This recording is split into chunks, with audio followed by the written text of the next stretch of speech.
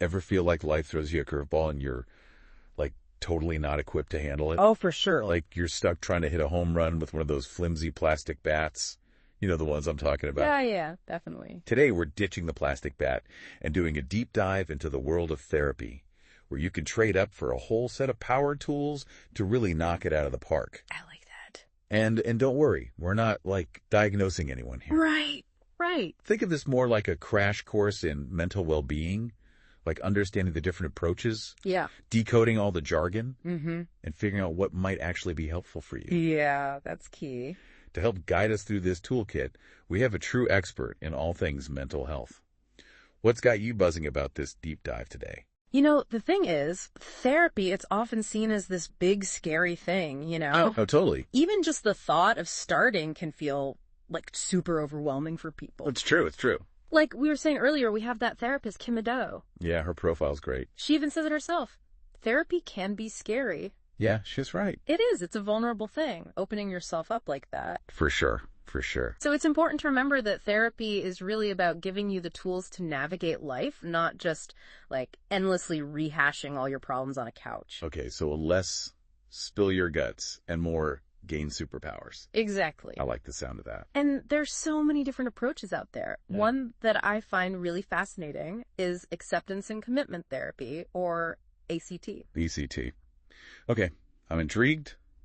Tell me more. What's the deal with this one? So imagine you're feeling totally overwhelmed at work, right? Like deadlines are looming, your inbox is exploding. Oh, the worst. ACT would say, instead of trying to fight that stressed out feeling, just acknowledge it's there, you know? Okay. Don't let it, like, completely derail you. Oh, that's interesting. So it's not about pretending you're not stressed, Yeah. but it's about, like, learning to ride that wave without getting completely wiped out. Exactly. You got it. It's about changing your relationship with those uncomfortable feelings instead of letting them just dictate all your actions. I like that. One of the core ideas in ACT is something called cognitive diffusion. Okay. Cognitive diffusion. Now that one sounds kind of complicated. Break it down for me. What's that all about? Okay, you know that feeling when you get a song stuck in your head, and the more you try not to think about it, Oh, yeah? the louder it gets? Oh, tell me about it. I once had Baby Shark stuck in my head for a week straight.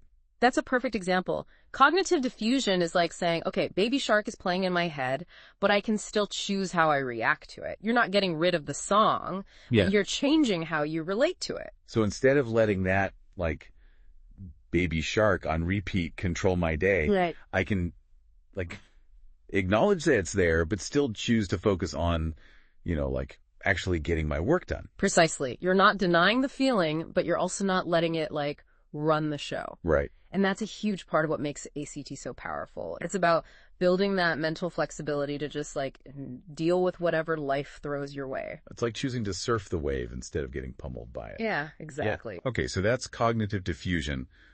What other tools are in this ACT toolkit? Another big one is acceptance. Okay. And I don't mean just, like, giving up or, resigning yourself to feeling stressed or anxious. Right. It's more about creating space for those feelings, Yeah. letting yourself feel them without judgment, Mhm. and then choosing how you want to respond. That sounds kind of tough.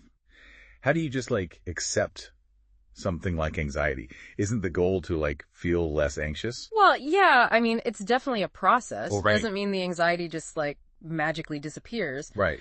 But think about it this way. Sometimes the more we resist those uncomfortable feelings, Yeah. the bigger they seem to get. Oh, 100%. It's like trying to hold a beach ball underwater the second you let go. Yeah. It explodes everywhere. Exactly. ACT helps you find that, like, sweet spot between, fighting your feelings and letting them control you. Okay. It's acknowledging they're there, letting them coexist with you, Yeah. and then choosing to focus on what truly matters to you. Okay, I'm starting to see how this all kind of fits together. Yeah. So ACT is about accepting those feelings, not getting totally consumed by them. Right. And then, like, taking action based on your values, even if you're still, like, feeling anxious or stressed. Exactly. What about CBT? I hear that one thrown around a lot, too. Yeah, CBT, cognitive behavioral therapy, it's super popular. Yeah. And for good reason. It's practical, it's been extensively studied, Right. and it can be really effective for a wide range of challenges. All right, give me the CBT crash course. What's the core idea here? So CBT focuses on how our thoughts, feelings, and behaviors are all, like, connected.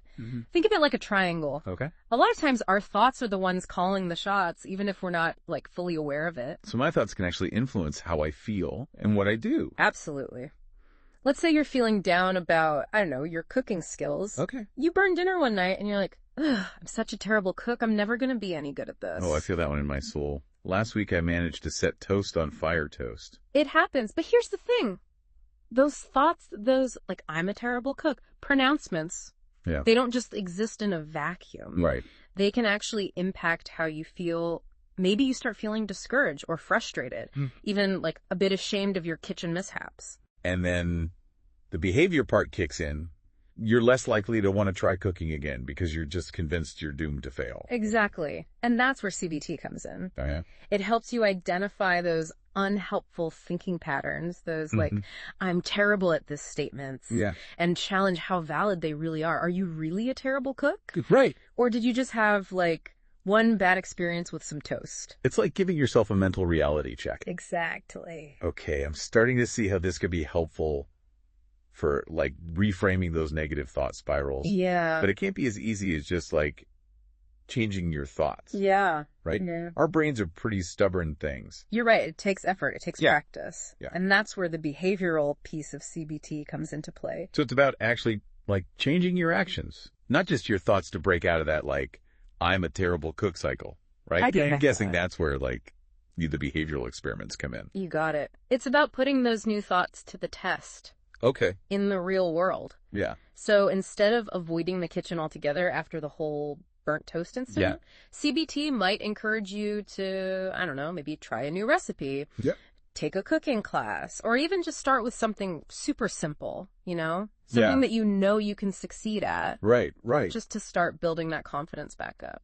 So you're gradually building confidence and challenging those negative beliefs through like actual experience. Exactly. Instead of I'm a terrible cook. It's like, okay, maybe I'm not a master chef yet, Right. but you know, I can learn and I can improve. Exactly. And as you start having more and more of those positive experiences, those like wins in the kitchen, Yeah. your brain starts to kind of like rewrite those negative thought patterns. Oh, wow. And then suddenly cooking doesn't feel so daunting anymore. That's amazing. So it's like you're retraining your brain to see things differently. Yeah, exactly. Okay, we've covered so much ground here from like, you know, demystifying therapy in general to like unpacking ACT and CBT. Yeah, it's been great. But before we wrap things up, Yeah. we need to talk about like the elephant in the room, finding the right therapist. Yes. 100%. That's like so important. It's huge. It's like dating. Yeah. You wouldn't just, marry the first person you meet. Right. Right. You've got to find that connection, you Yeah. know, that feeling of trust and understanding. Totally. So if someone is listening to this and they're thinking, okay, all of this sounds great, but how do I actually find the one when it comes to therapy? Where do I even begin? Well, first things first, credentials. Okay. Just like any other profession, therapist has specialties. Right. Don't be afraid to ask about their training, their experience, what approaches they use. Yeah. It's your journey. Yeah. It's your mental well-being. You get to be picky. It's like checking out their mental health resume, right? Exactly. Transparency is key. Yeah. And you know what else is super important? What's that? Your gut feeling. Oh, yeah. Therapy is a very vulnerable process, so you have to feel comfortable with your therapist. Yeah. If something feels off, it's totally okay to keep looking. It's like any relationship, that sense of trust and connection is so crucial. Yeah. If it's not there, it's probably not the right fit. Exactly. You're allowed to, shop around, have consultations with a few therapists before committing to one. Okay.